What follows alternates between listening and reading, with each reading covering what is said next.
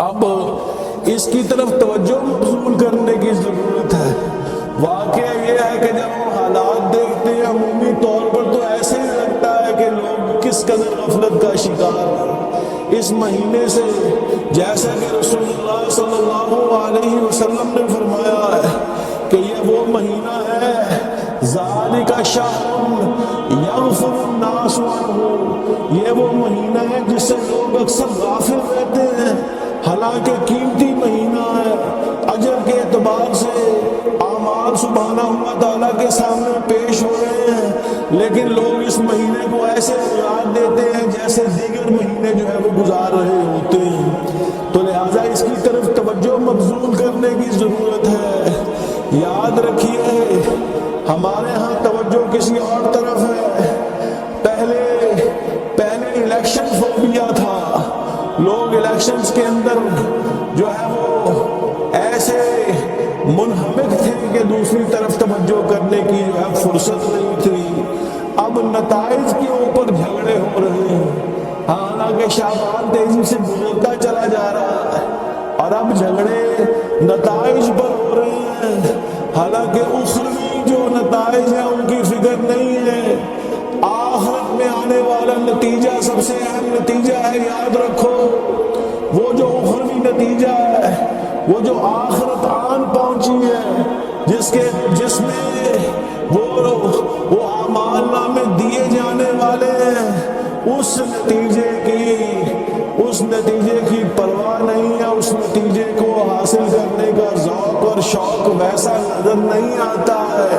جیسا ہمارے سلف صالحین کے اندر تھا۔ اللہ کے بندو یاد رکھو، ہار جیت کا اصل دن وہ دن ہوگا کہ جس دن یوم یقوم الناس لرب العالمین، جس دن لوگ اللہ سبحانہ و تعالیٰ کے سامنے کھڑے ہوں گے، اس دن ہار جیت کا فیصلہ ہوگا۔ وہ دن یوم یجمعکم لیوم الجمع ذالک یوم التغابن، وہ دن جس دن سبحانہ و تعالیٰ جمع فرمائیں گے اور جو ہارنے والے ہیں، جو ذلیل اور رسوا ہونے والے ہیں، ان کو ظاہر فرمائیں گے۔ یہ ہار کا دن ہوگا اور اہل ایمان کی جیت کا دن ہوگا، آخرت میں اس کامیابی کا دن ہوگا، سبحانہ و تعالیٰ کے دیدار کا دن ہوگا، رسول اللہ صلی اللہ علیہ وسلم پر حوض کوثر سے ملاقات کا دن ہوگا۔ یہ جیت اور ہار کا دن ہوگا، یاد رکھو، یہ جیت اور ہار کا دن ہوگا، لہذا اس کو اپنے سامنے رکھو۔ یہ بات ہمارے ذہنوں میں رہنی چاہیے، اور پھر ان سے ہماری زندگی پر کوئی خاص فرق پڑنے والا نہیں ہے، یہ میرا موضوع نہیں ہے، لیکن میں صرف اس وقت لوگوں کی توجہ کو بھانپ لینے کے بعد، ان کی مصروفیات دیکھ لینے کے بعد، ان کے کیل و کال سننے کے بعد اس بات کو عرض کرنا چاہ رہا ہوں کہ دیکھو جیت ہار کا فیصلہ تو وہاں پر ہونے والا، یا تو اپنی کامیابی حاصل ہونے والی ہے، یا تو اپنی رسوائی اور ذلت اور ناکامی حاصل ہونے والی ہے، اور پھر اس دن نتائج کے اندر رد و بدل کرنے والا بھی کوئی نہیں ہوگا۔ اس دن کوئی چینج نہیں ہو سکے گی، اس دن تو اللہ سبحانہ و تعالیٰ فیصلہ فرمائیں گے، اللہ سبحانہ و تعالیٰ کا حکم ہوگا، اور یہ وہ دن ہوگا کہ ذالک یوم التغابن، جب ہارنے والوں کو ظاہر کر دیا جائے گا۔ لہذا فکر کرو اس دن، فمن زحزح عن النار وادخل الجنہ فقد فاز، جو اس جہنم سے بچا لیا گیا اور اس جنت کے اندر داخل کر دیا گیا، فقد فاز، وہ کامیاب ہونے والا ہے، وہ کامیاب ہونے والا ہے۔ لہذا توجہ کرو، یہ وہ دنیا ہے، یہ وہ جگہ ہے جہاں پر اعمال کے ذریعے سے تم سبحانہ و تعالیٰ کا تقرب حاصل کر سکتے ہو۔ یہ شعبان کا مہینہ آن پہنچا، یہ شعبان کا مبارک مہینہ آن پہنچا ہے، جس میں تمہارے اعمال ہمارے اعمال سبحانہ و تعالیٰ کے حضور پیش ہو رہے ہیں، لہذا دیکھو یہ اعمال کیسے پیش ہو رہے ہیں، غفلت نہ کرو، ہوشیار رہو۔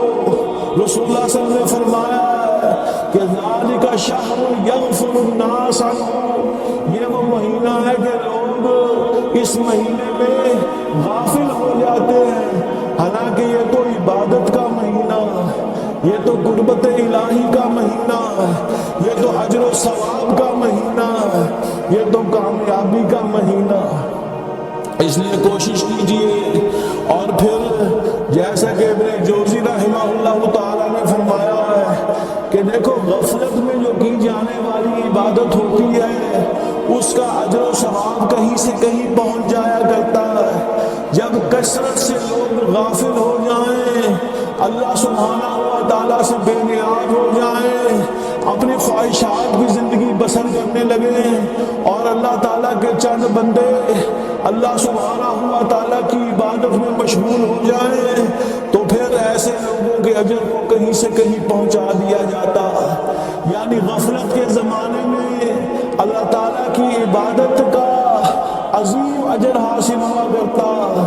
کیا تم دیکھتے نہیں ہو فجر کی نماز باجماعت ادا کرنے کا اجر کیوں زیادہ ہے؟ بتایا کہ اس فجر کی نماز کے اندر مشہورہ فرشتے حاضر ہوتے ہیں۔ کیوں؟ وجہ یہی ہے کہ وہ غفلت کا وقت ہوتا ہے، لوگ نیندوں میں ہوتے ہیں، جبکہ اللہ سبحانہ و تعالیٰ کے بندے باجماعت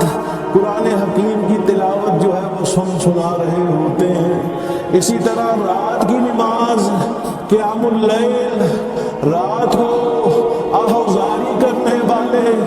اللہ سبحانہ و تعالیٰ کے سامنے نعرے کہنے والے، اشک بار ہونے والے یہ لوگ، اور دوسری طرف وہ کہ جو اپنے بستروں کے اندر بڑے مزے کی نیند سوئے ہوئے خواب خرگوش کے اندر، دوسری طرف اللہ کے یہ بندے جو ان تمام چیزوں کو ترک کیے ہوئے ہیں۔ یہی وجہ ہے کہ تہجد جیسی نفلی نماز کو اللہ تعالیٰ نے تمام نفلی نمازوں کا سردار جو ہے وہ قائم جو ہے وہ فرمایا ہے۔ نفلی نمازوں میں عظیم نماز ہے، تو وجہ کیا ہے؟ وجوہات میں سے ایک وجہ یہ بھی ہے کہ وہ غفلت کا وقت ہوتا ہے، اور ایسے وقت میں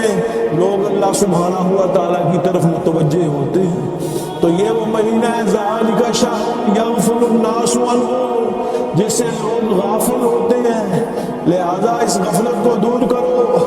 اور اللہ تعالیٰ کی عبادت میں مشغول ہو جاؤ، وضو کی کثرت کے ساتھ، انفاق فی سبیل اللہ،